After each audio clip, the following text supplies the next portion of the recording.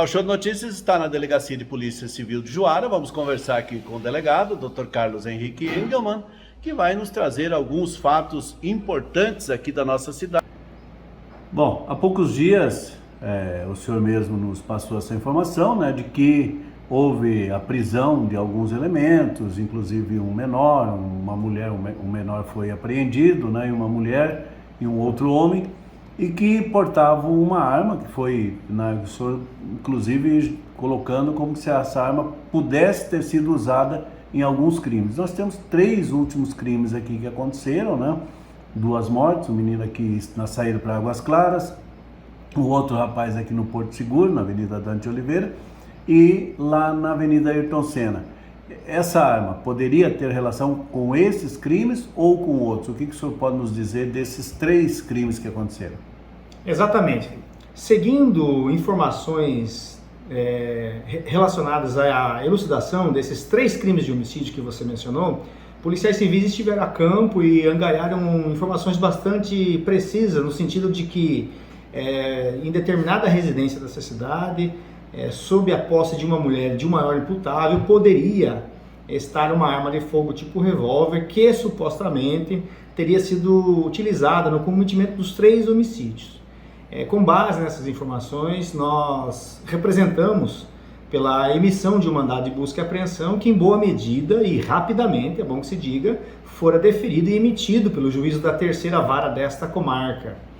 E na sexta-feira próxima passado, por volta das 6 horas da manhã, então os policiais deram cumprimento a essa ordem judicial e conseguiram não só lograr a localização e a apreensão dessa arma de fogo, tipo revólver, como de drogas ilícitas e outros elementos de cognição que davam conta de que essa mulher seria integrante da organização criminosa ou determinada organização criminosa que atua no estado de Mato Grosso e que ela estava juntamente com o maior imputável, que supostamente estaria trabalhando em coautoria com ela, de maneira organizada, na traficância de drogas, e um adolescente ainda que teria vindo para essa cidade, oriundo da cidade de Pontes e Lacerda, onde supostamente lá teria cometido outros ilícitos.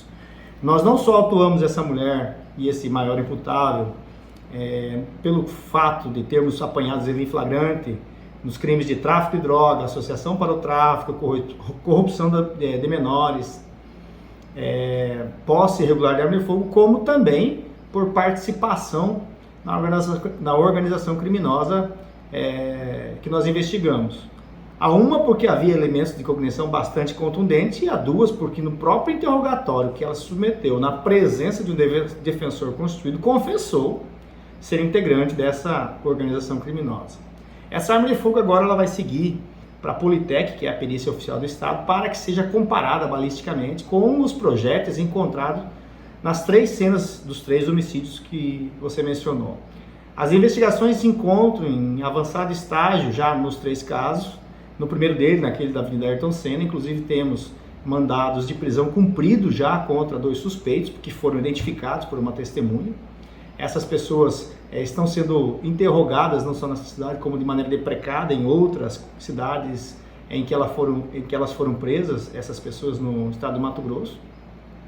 E com relação a esses 2 homicídios, esse à beira da estrada, na Águas Claras e no bairro Jardim América, há também uma indicação bastante precisa quanto às autorias e diligências estão sendo encetadas para colher elementos de cognição, em decorrente do que deveremos representar pelas prisões preventivas dos autores dos fatos.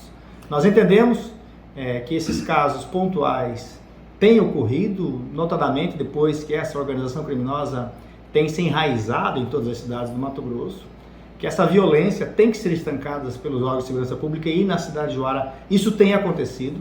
Obviamente que é muito difícil evitarmos o cometimento de um homicídio, por mais paradoxal que possa parecer, a Polícia Judiciária Civil, na maioria das vezes, atua somente depois do ocorrido, né? Nossa função constitucional, a prevenção em si. Claro que se nós tivermos um elemento nesse que indique a ocorrência de um crime e tomarmos conhecimento previamente, faremos, né? Mas a nossa atuação realmente é depois que o crime acontece, na parte investigativa, na parte repressiva.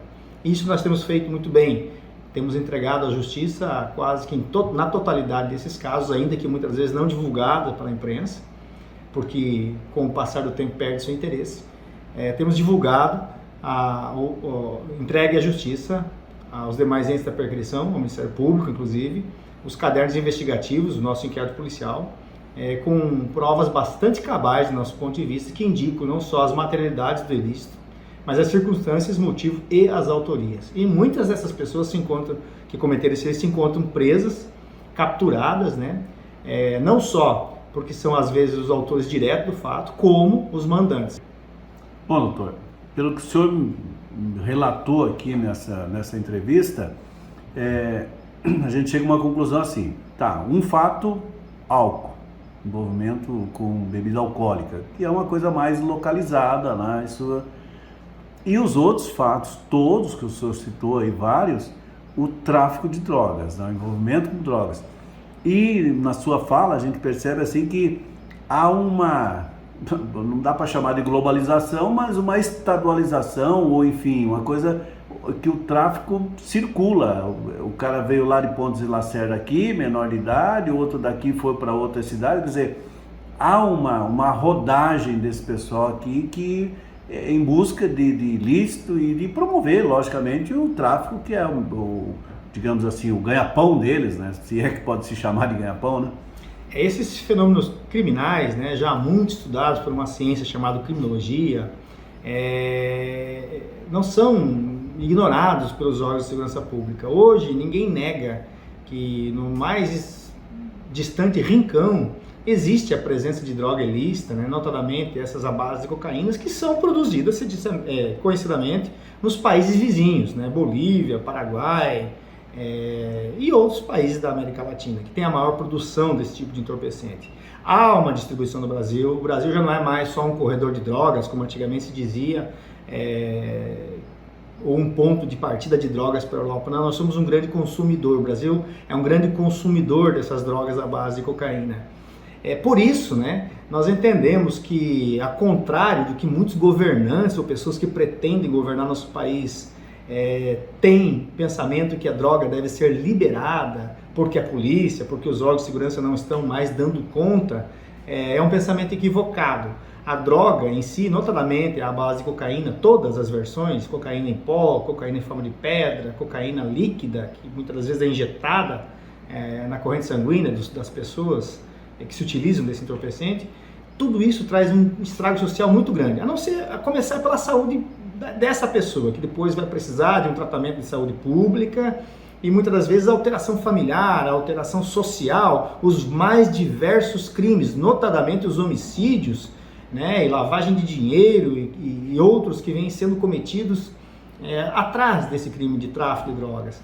A Polícia Civil, a Polícia Judiciária Civil tem um posicionamento contrário a qualquer tipo de liberação nesse sentido.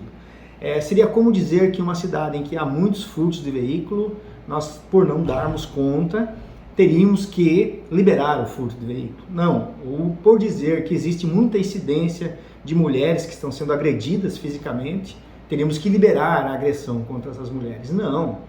No dia a dia, nós combatemos muito muito tráfico de droga. Para você ter uma ideia, as estatísticas negativas elas não podem ser positivadas, não há como ter um resultado fático de quanto que isso foi benéfico para a sociedade. Um exemplo que eu digo é quando a Polícia Judiciária Civil tira 1 quilo de cocaína da circulação, não tem como medir quantas vítimas entrariam em contato com essa substância, ou se ela seria perdida no caminho. Mas 1.000 gramas, 1 quilo de cocaína, daria no mínimo 1.000 doses de cocaína.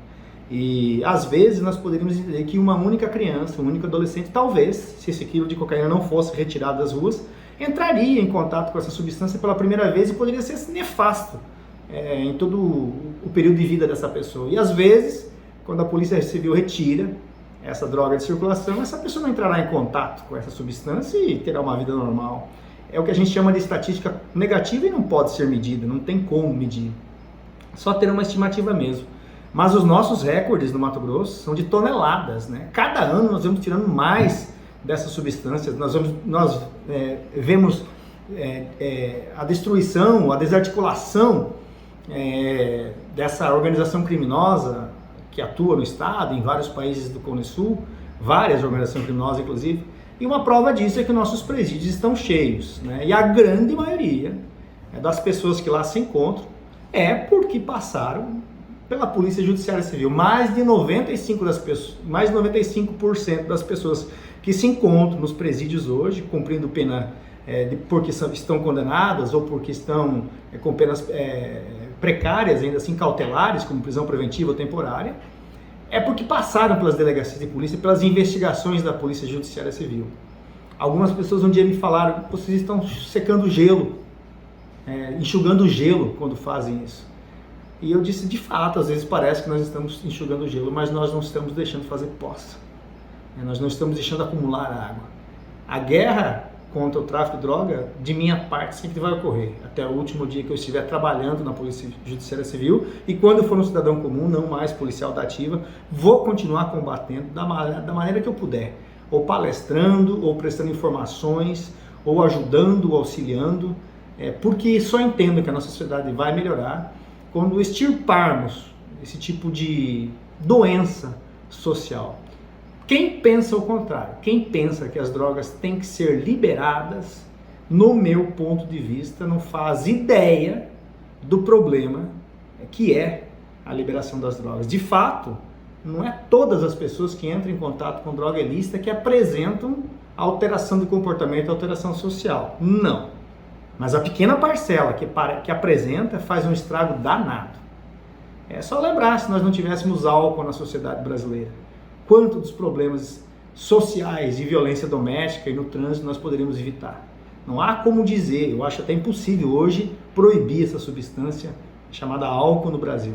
Mas nós aumentarmos os problemas sociais, liberando drogas ilícitas da magnitude que é o estrago social, que a cocaína, por exemplo, as drogas à base de cocaína e da maconha e outras sintéticas promovem na sociedade, é um pensamento contrário, vai na contramão do ideal da sociedade. Nós precisamos fomentar o esporte, fomentar a educação, fomentar agremiações de estudantes, fomentar a família, os valores sociais, as religiões, e não ampliar aquilo que é nefasto por natureza, que causa um estrago social. Nesse sentido que eu digo, que a gente tem que pensar no melhor para a sociedade, e o melhor é longe de drogas, não a favor da droga. Longe do crime, não a favor do crime. A favor da educação, não tolerar pequenos crimes ou pequenas contravenções. Isso não pode acontecer. A Polícia Civil de Juara está fazendo a sua parte. Com todas as ferramentas que possuímos, nossos policiais, é até oportuno você falar, trabalham muito mais do que a lei fala. Nossa lei da organização da Polícia Civil diz que o policial tem que trabalhar 40 horas semanais. Eu, às vezes, em 2 dias, tenho policiais acordados 48 horas. E descanso e retorno para o serviço. Nenhum policial que trabalha conosco diz não quando é chamado. Todos nós trabalhamos diuturnamente. Nunca deixamos de atender um caso quando fomos chamados, nunca deixamos de dar o atendimento devido para qualquer caso. Obviamente que somos humanos. A instituição é feita por humanos. Não somos onipotentes, não somos oniscientes e nem onipresentes. Mas, dentro das nossas limitações, com a ferramenta que temos, fazemos o melhor possível com as condições que temos, já parafraseando o Cortella, para que quando a gente tiver condições melhores, possamos fazer melhor ainda.